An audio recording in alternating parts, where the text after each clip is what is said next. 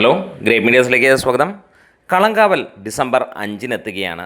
ഓരോ പ്രേക്ഷകൻ്റെ മനസ്സിലും മമ്മൂട്ടിയുടെ പെർഫോമൻസിനെ കുറിച്ച് തന്നെയുള്ള ഒരു ആവേശം തന്നെയാണ് ഈ സിനിമയുമായിട്ടുള്ള ഏറ്റവും വലിയ അട്രാക്ഷൻ എന്ന് വിലയിരുത്താം.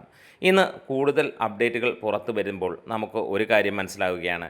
ഈ ഒരു സിനിമ ഒരു സാധാരണ ചെറിയ സിനിമ മാത്രമാണ്. ഇതിൽ മമ്മൂട്ടിയുടെ പ്രകടനം തന്നെയാണ് ഏറ്റവും ഹൈലൈറ്റായി നിൽക്കുന്നത്. സാധാരണ പ്രേക്ഷകനെ സംബന്ധിച്ചിടത്തോളം അതുതന്നെ ഹൈലൈറ്റായി നിൽക്കുന്നു. ഒപ്പം വിനായകൻ എന്ന നമ്മുടെ പ്രിയപ്പെട്ട നടനുമുണ്ട്. അപ്പോൾ മമ്മൂട്ടിയും വിനായകനും ചേർന്നിട്ടുള്ള ഒരു കോമ്പിനേഷൻ എന്ന് എല്ലാവർക്കും അറിയാം. കട്ടയ്ക്ക് നിൽക്കുന്ന ഒരാൾ തന്നെയാണ് വിനായകൻ എന്ന് തന്നെ പറയാം. ഇവിടെ നമ്മൾ നേരത്തെ കണ്ട ജയിലർ പോലെയുള്ള സിനിമകളിൽ ഏത് റേഞ്ചിലാണ് വിനായകൻ തകർത്താടിയത് എന്നുള്ളതറിയാം. പുറമെ പബ്ലിക്കിൽ അദ്ദേഹത്തിനെ കുറിച്ചുള്ള പല കാര്യങ്ങളും ഉണ്ടാകാം. അത് നമ്മൾ മൈൻഡ് ചെയ്യേണ്ട കാര്യമില്ല, കാരണം ഇത് സിനിമയെ മാത്രം ബേസ് ചെയ്തിട്ടുള്ളതാണ്. അപ്പോൾ മമ്മൂട്ടിക്ക് കടുത്ത വെല്ലുവിളിയായിട്ടുള്ള പ്രകടനം തന്നെയാണ് ഇതിനകത്തിൽ വിനായകൻ കാഴ്ചവെച്ചിരിക്കുന്നത് എന്നുള്ളതാണ് അറിയാൻ കഴിഞ്ഞിട്ടുള്ളത്.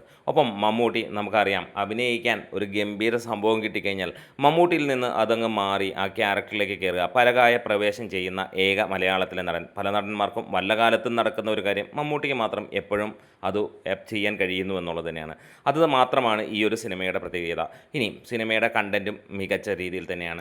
ഒരു വലിയ രീതിയിലുള്ള 100 കോടിയോ 500 കോടിയോ ഒന്നും ആരും ഇവിടെ ചിന്തിക്കേണ്ട. ഒരു ചെറിയ ചിത്രം എടുക്കുന്നു, വളരെ ലോ കോസ്റ്റിൽ വന്ന ഒരു മമ്മൂട്ടി ചിത്രമെന്ന് തന്നെ നമുക്കറിയാം. മമ്മൂട്ടിയുടെ റെന്യൂമറേഷൻ മാറ്റി വെച്ച് കഴിഞ്ഞാൽ അത്ര തന്നെ ഈ സിനിമയുള്ളൂ. പക്ഷേ ഒരു കാര്യം നമുക്ക് ഉറപ്പിക്കാം, ഇത് നിങ്ങളെ അഭിനയം കൊണ്ട് ഞെട്ടിക്കുന്ന ചിത്രമായിരിക്കുമെന്നുള്ളതാണ്. അത്ര മാത്രമേ പ്രതീക്ഷിക്കാനുള്ളൂ. പ്രത്യേകിച്ച് ഹൈപ്പോ കാര്യങ്ങളോ ഒന്നും തന്നെ ഇല്ലാതെ തന്നെയാണ് സിനിമ വരുന്നത്. ഹൈപ്പ് ഉണ്ടോ എന്ന് ചോദിച്ചാൽ ഉണ്ട്, വേറെ ഒന്നുമല്ല, അത് മമ്മൂട്ടി ആയതുകൊണ്ട് മാത്രമുള്ള ഹൈപ്പാണ്. എന്തായാലും ഇങ്ങനെ ഒരു ചിത്രം വരുമ്പോൾ മലയാളികൾക്ക് ഒരു കാര്യം ഉറപ്പിക്കാം, മികച്ച രീതിയിൽ എത്ര തള്ളിപ്പറയുന്ന ആളുകൾക്കും അറിയാം, എത്ര 100 കോടി ഇവിടെ കിടന്ന് ഓടുമ്പോഴും ആളുകൾക്കറിയാം, നല്ല ലെവലിലുള്ള ക്യാരക്ടർ അല്ലെങ്കിൽ നല്ല ലെവലിലുള്ള കഥാപാത്രങ്ങളെ അതിനെ വ്യത്യസ്ത തലത്തിൽ ചെയ്യുന്ന ഒരേ ഒരു നടൻ മമ്മൂട്ടി തന്നെയാണെന്നുള്ളത്. അത് തന്നെ വീണ്ടും ഇവിടെ റിപ്പീറ്റ് ചെയ്യാൻ പോവുകയാണ്. ഇതുവരെ കണ്ട മമ്മൂട്ടിയിൽ നിന്ന് ഏറെ വ്യത്യസ്തത പുലർത്തുന്ന മമ്മൂട്ടി, അതായത് പല ഭാവങ്ങളും മുഖത്തോടെ മിന്നിമാറുന്നത് നമുക്ക് കാണാൻ കഴിയുന്ന മറ്റൊരു ചിത്രം എന്ന് തന്നെ പറയാം.